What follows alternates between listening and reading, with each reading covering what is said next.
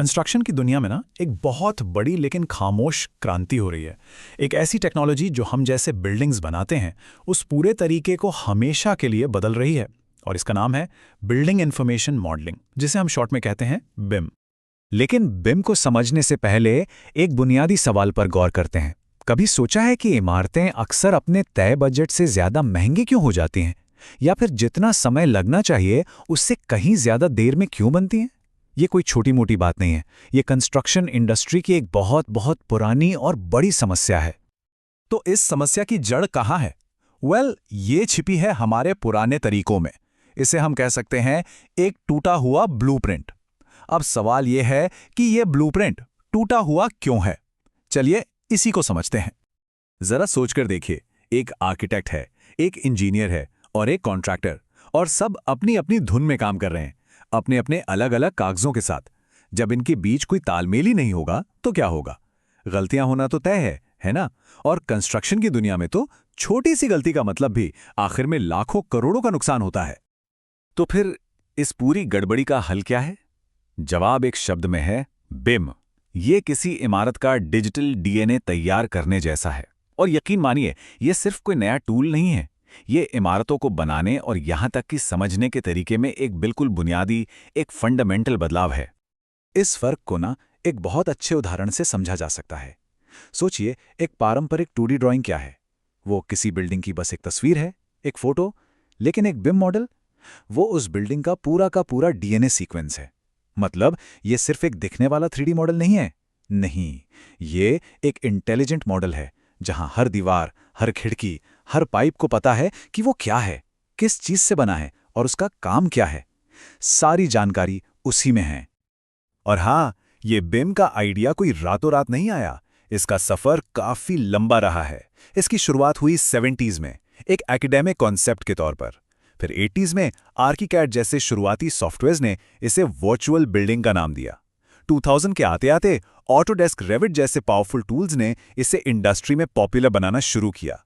लेकिन जो असली गेम चेंजर था वो आया 2016 में, जब यूके सरकार ने कह दिया कि भाई हमारे सारे पब्लिक प्रोजेक्ट्स पर बिम इस्तेमाल करना ही होगा।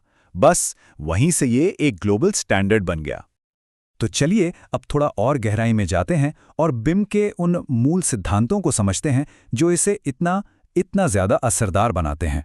और इसका जो सबसे बड़ा, सबसे जरूरी सिद्धांत है वो है सच्चाई का एक अकेला स्रोत, या a single source of truth. देखिए, पुराने तरीके में क्या होता था? हर टीम के पास अपनी अपनी ड्राइंग होती थी। आर्किटेक्ट की अलग, प्लम्बर की अलग, इलेक्ट्रिशियन की अलग, और अक्सर ये एक दूसरे से मेल ही नहीं खाती थी। नतीजा, साइट पर कंफ्यूजन, झगड़े और ढेर सारी गलतियां।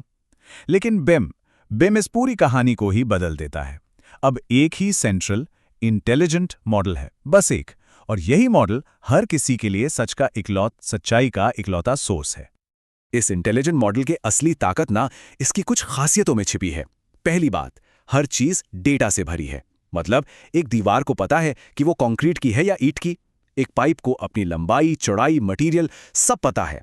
और फिर आती है सबसे बड़ी, सबसे कमाल की चीज, क्लैश डिटेक्शन। इसका सीधा सा मतलब यह है कि कंस्ट्रक्शन शुरू होने से पहले ही कंप्यूटर पर यह देख लेना कि कहीं पानी का पाइप बिजली के तार के बीच से तो नहीं गुजर रहा। ये किसी जादू से कम नहीं है, जो असल दुनिया में होने वाली लाखों की गलतियों को बनने से पहले ही पकड़ लेता है। और रुकिए, कहानी सिर्फ 3D पे खत्म नहीं होती। बिम इससे भी कहीं आगे है।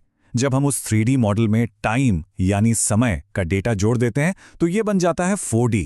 इससे हम देख सकते हैं कि कौन सी चीज कब बनेगी, पूरा शेड्यूल। और जब हम इसमें पैसा यानी लागत का डेटा भी जोड़ देते हैं तो ये बन जाता है 5D। अब सोचिए प्लानिंग किस लेवल पे पहुंच जाती है।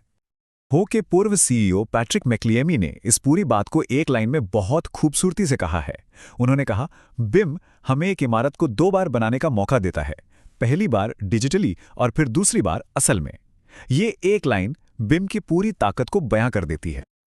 अच्छा, ये सब सुनने में तो बहुत अच्छा लगता है ना, लेकिन सवाल ये है कि असल दुनिया में इसका क्या असर होता है।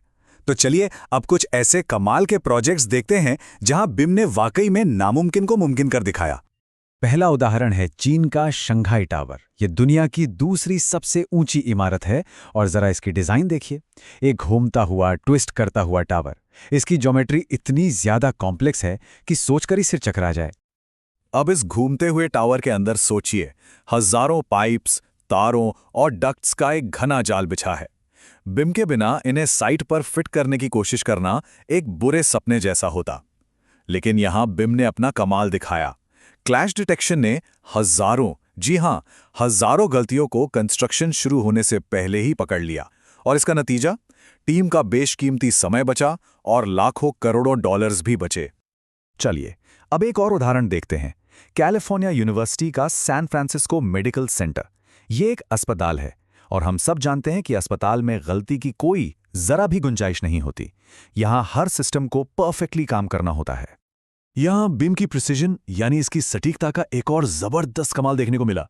टीम ने क्या किया, उन्होंने अस्पताल की पूरी दीवारें और छत के बड़े-बड़े हिस्से फैक्ट्री में ही तैयार कर लिए, बिल्कुल लेगो के टुकड़ों की तरह, और फिर उन्हें सीधे साइट पर लाकर बस जोड़ दिया। ये करना सिर्फ और सिर्फ इसलिए मुमकिन हो पाया क्योंकि बिम मॉडल एकदम इंच बाय इंच सटीक था। इससे साइट पर लगने वाला समय और जो वेस्टेज होता है वो दोनों ही बहुत कम हो गए। तो इन उदाहरणों से ये तो साफ है कि बिम काम करता है, पर अब सवाल ये है कि ये इंडस्ट्री को कैसे बदल रहा है। चलिए देखते हैं कि कैसे बिम एक ज्यादा स्मार्ट दुनिया बनाने में मदद कर रहा है।